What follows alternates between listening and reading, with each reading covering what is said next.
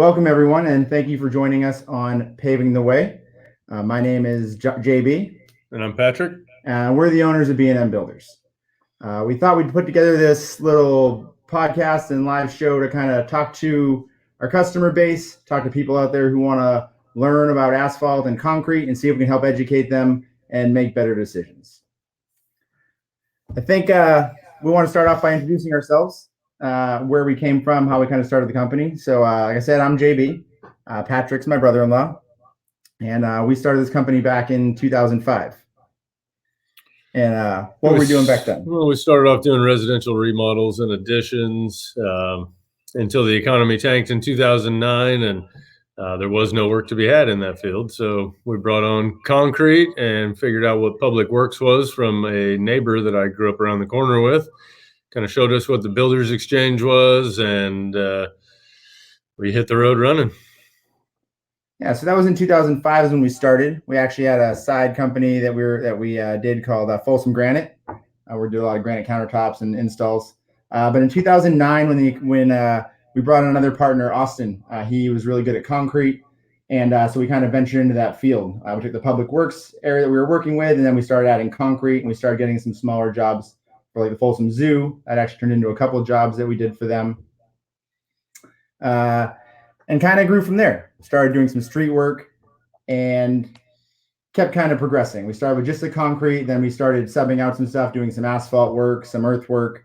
And in 2016, I think is when we brought on Seth Maxey. He runs our asphalt division, does a lot of our estimating, and started doing asphalt. So now we handle the asphalt and the concrete, a bunch of earthwork and some underground. A little backstory on that. The company that was doing all of our paving for us, other than some real small trench paving, decided that he wanted to retire in 2016. And literally the last day that his insurance was in place before it expired was on one of our jobs. So end of the day came, and we made an offer to all of the guys that instead of going on unemployment and trying to find a new job, they would start working with us the very next day.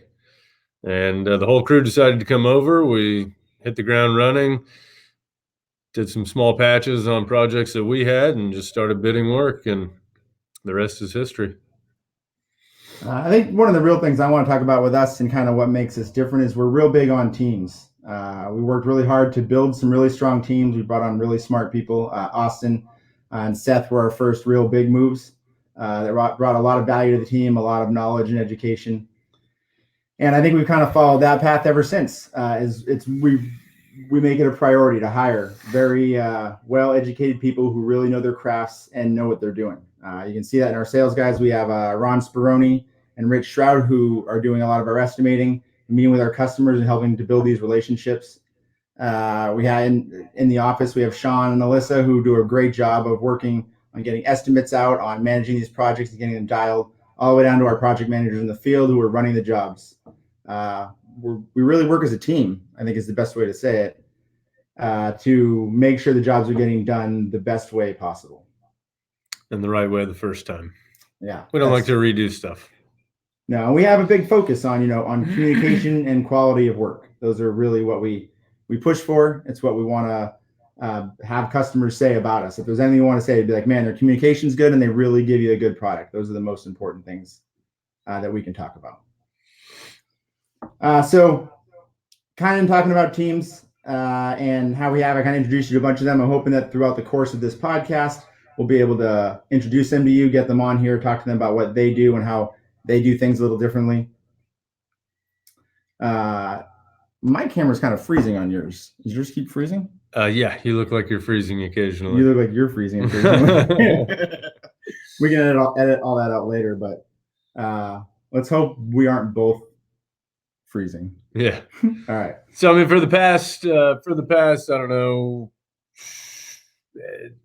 11, 12 years now, we primarily stayed in public works.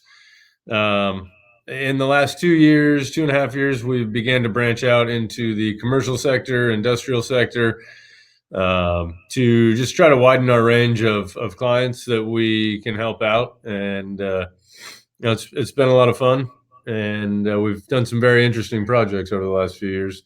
Who would you say our core customer base is? What kind of, like, who would be our customer?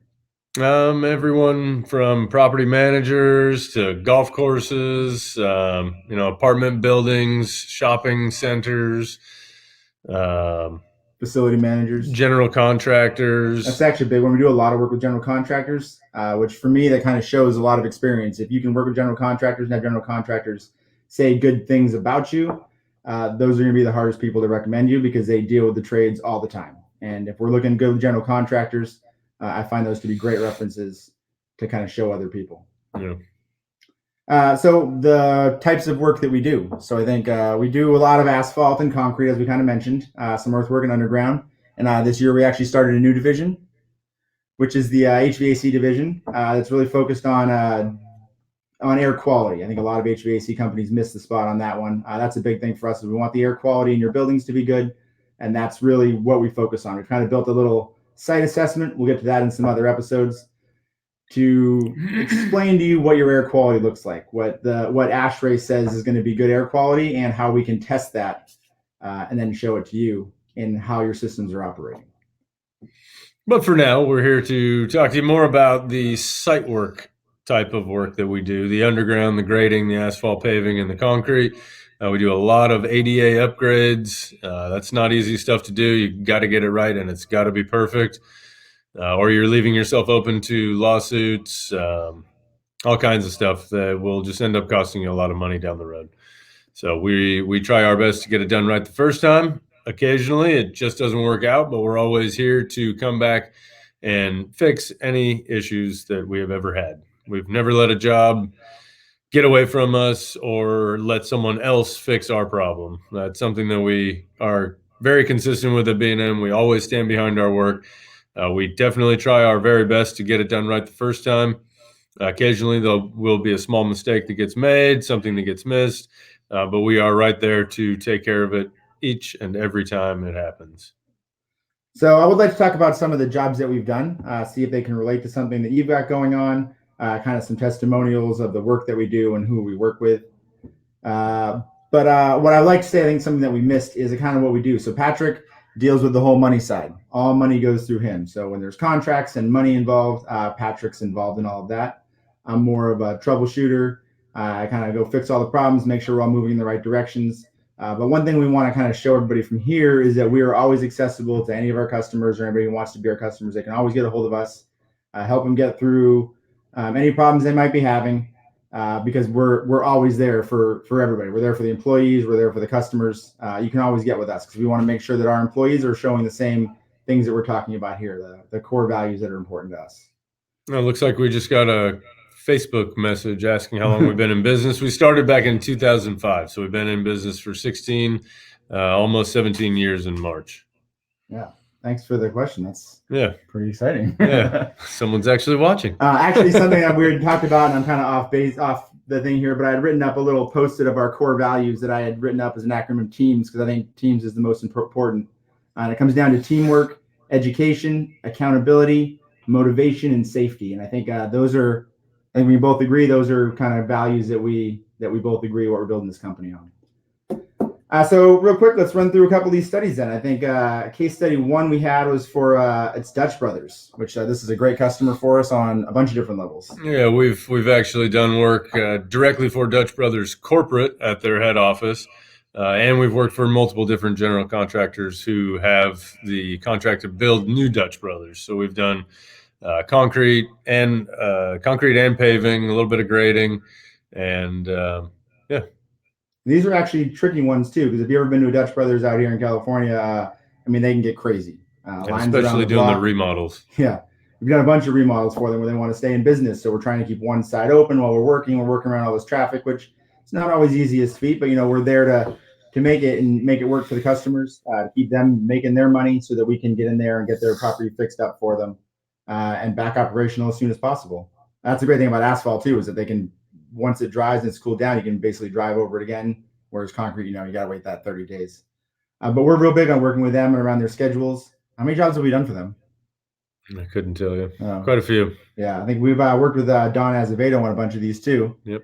They're a great customer. They do some really nice work, and we're excited to work with them on these projects. What was the value of that project?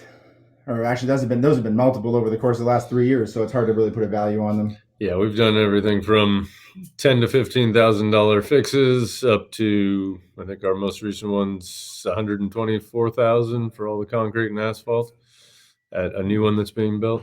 Yeah. All right. So the second one I want to talk about is Lake Point Apartments. This one I actually got done earlier in the year. We were working on this project for I think almost a year. Up to it, it was taking a tennis or a basketball court that was there and turning it into some extra parking because they needed parking in this apartment complex. When he says we were working on it for a year, we were working on getting the project going for a year. That's a lot of the bidding, a lot of the coordination, a lot of the going back and forth with the client, looking at multiple bids that we've submitted and changes and questions that they have, all the way through the permit process that they actually handled on this one. And then it took us about a month and a half, I believe, to once we broke ground to get in there and build the entire parking lot out. Yeah, we did this one with Denman Partners, and actually they're an incredible company to work with. We've been working with them for a little while now, but they're very thorough. They're good with their contracts. Their property managers are incredibly thorough, making sure the projects are set up. That I mean, honestly, to make sure we have everything that we need in order to get our job done on schedule. Yeah, good guys, real easy to work with. Yeah, Matt It's always Salami been a pleasure. was the project manager we dealt with out there, and man, he's always spot on. He knows exactly what's going on the job. He knows how construction works, and he makes it great for the contractors that work with them. Yeah. There's another question I see. Do you remodel inside of the stores? No, we only do site work. We do exterior work only. Yeah. Occasionally, we'll go in and saw cut and remove slabs inside of buildings where they need to run new electrical or plumbing pipes, and then we'll pour those back. But for the most part, we stay on the outside of buildings. Yeah, except for the HVAC side, they'll do inside now, obviously. Yeah. Thanks for that question though too. Yeah, thank you.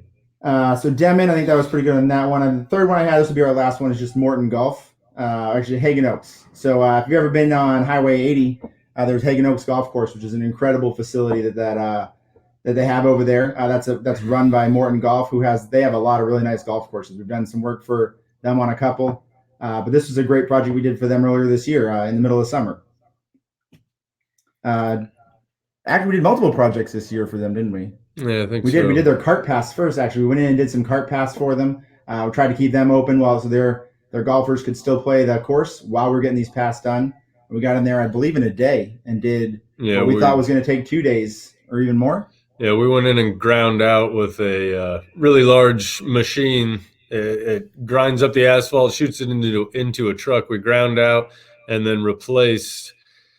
I'm not exactly sure how many linear feet of this cart path, but I got to say it was probably 800 to 1,000 linear feet at least. Yeah, does sound right. And we did it in a good-sized project. Yeah, decently long day, but they were minimally disrupted. You can't really get it done any faster than we did. And because we did such a good job with that one, they actually had us do the overflow parking lot they have, which was a full overlay, which we ended up using fiber. We used fiber in that mix, Pat? I believe so. Yeah. So fiber is actually something that a lot of asphalt guys won't talk about. We think it can really increase the strength of the asphalt, make for a much better project, give you a lot longer life on that parking lot. It doesn't work for you can't bid it into every job, but it certainly is something that will work in some situations, and it's really worth the extra money that it costs to get it in the mix. Some jobs don't need it. Some jobs where the underlying subgrade might have some issues. If you mix this in, it'll give you a lot longer lasting product, so you won't be having to do as much maintenance on your lot, and it will end up lasting quite a bit longer than if you do not use the fiber in the mix.